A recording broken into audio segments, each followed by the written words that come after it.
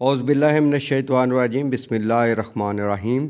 मैं Chaudhary Afzal Derawar welfare organisation के platform से आपके लिए किताब पेश कर रहे हैं जामिया तसव्वुर हयात, खुदा की रज़ा और मखलूक की फ़लाह। इस किताब के मुसन्नफ़ सोशल और पॉलिटिकल स्कॉलर चौधरी मोहम्मद अरशद सोनीपति। ये किताब हमारी रहनुमाई करती है कि मौजूदा दौर में इस्लामी तालीमात पर अमल करके हम कैसे ज़िंदगी गुजार सकते हैं और इस्लामी तालीमात की रोशनी में मखलूक की फ़लाह के लिए क्या किरदार अदा कर सकते हैं। कुरान और सुन्नत और हदीस की रोशनी में अपने समाजी, माशी, माशरती और सियासी मसाइल को कैसे हल कर सकते हैं। इस किताब को कोटेशन के लिहाज से पेश किया गया है। हर कोटेशन की अपनी एक अहमियत है। तो स्टार्ट करते हैं आज की किस्त। बड़ा आदमी वही होता है जो मोतबर हो जाए, और समाज में मोतबर वो होता है जिसका समाज के लिए बड़ा किरदार हो।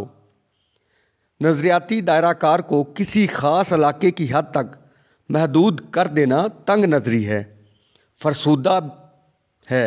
मिसाल के तौर पर अगर नज़रियाती दायरा मीरपुर ख़ास की हद तक रख लिया तो सिंध से और सिंध की हद तक होगा, पाकिस्तान से कट जाओगे। हत्ता कि सिर्फ पाकिस्तान के खैर ख्वाह रहे तब सोच के दायरा की वजह से सरगर्मियाँ पाकिस्तान की हद तक महदूद रहेंगी। जगराफियाई हदें मुकर्रर हो जाने पर अमल का दायरा कम अज़ कम पाकिस्तान की हद तक ज़रूर रहना चाहिए। इससे कम इलाके की हद तक अमल नतीजा खेज़ नहीं होगा। यानी सोच का दायरा जुल्म के ख़िलाफ़ जिद्दोजहद करके मज़लूम को इसका हक़ दिलाना, इंसानी बुनियादों पर और सरगर्मियों का दायरा पाकिस्तान तक होना ज़रूरी है ताकि आपकी सियासी तहरीक का तारफ़ लासानी बुनियादों पर ना हो जाए जो कामयाबियों के लिए अज़ हद ज़रूरी है। मज़ीद अगली कोटेशन में लिखा गया, जो कौमें ग़ुलामी की वजह से मरऊब होती हैं उन कौमों के अफराद मजबूरन अपने अकाओं की ज़बान और कल्चर अपनाने में ही तरक्की समझते हैं। हज़बुल्लाह इंसानियत की फ़लाह के प्रोग्राम को गालब करने वाली जमात को हज़बुल्लाह कहा जाता है और हज़बुल्लाह की जिद्दोजहद के अमल को जहाद कहा जाता है। मज़ीद लिखा गया, प्राइवेसी और पर्सनल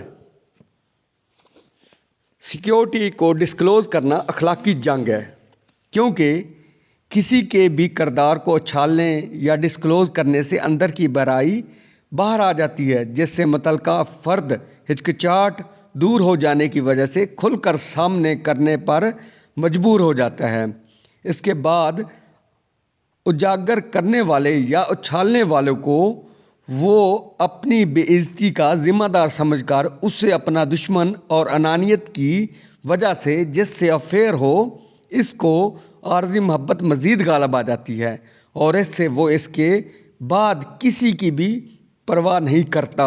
यानी कि वो जब आप किसी को डिस्क्लोज़ करते हैं तो वो खुल के मुखालफत करता है, फिर आपकी ज़ाती मुखालफत भी करता है, फिर आपके नज़रियाती मुखालफत भी करता है, और वो फिर नेगटिविटी पैदा करने की कोशिश करता है और मनफी प्रोपेगेंडा करने की कोशिश करता है। तो इसलिए किसी की ज़ाती अफेयर को आप डिस्क्लोज़ नहीं करना चाहिए।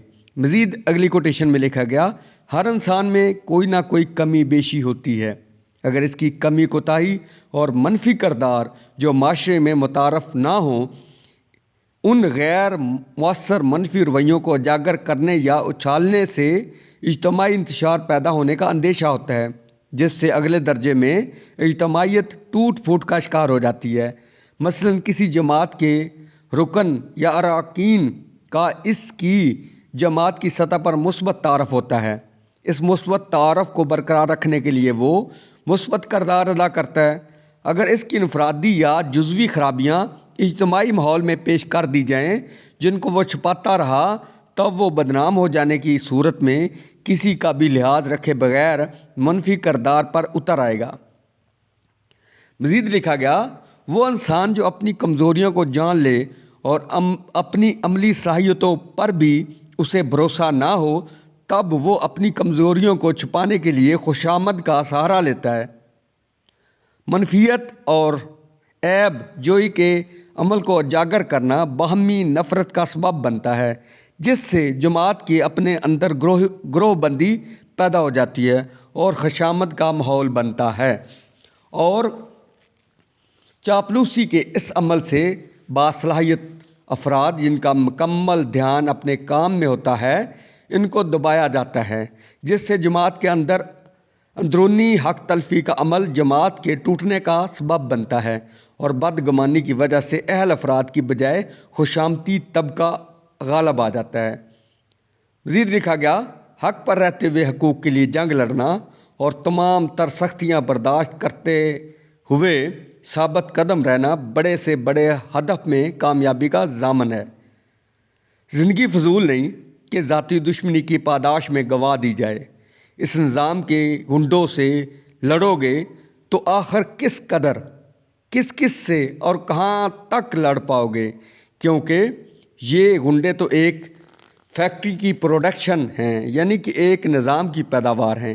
ایک فرد کے برائی چھوڑ دینے سے مضر صحت پروڈکٹ کی فیکٹری پر بھلا کیا اثرات ہو سکیں گے، جب تک ایک مضبوط ٹیم تیار کر کے اجتماعی طاقت کے ذریعے فیکٹری کو کیفر و کردار تک نہ پہنچایا جائے، یعنی کہ اس نظام کو کیفر کردار تک نہ پہنچایا جائے۔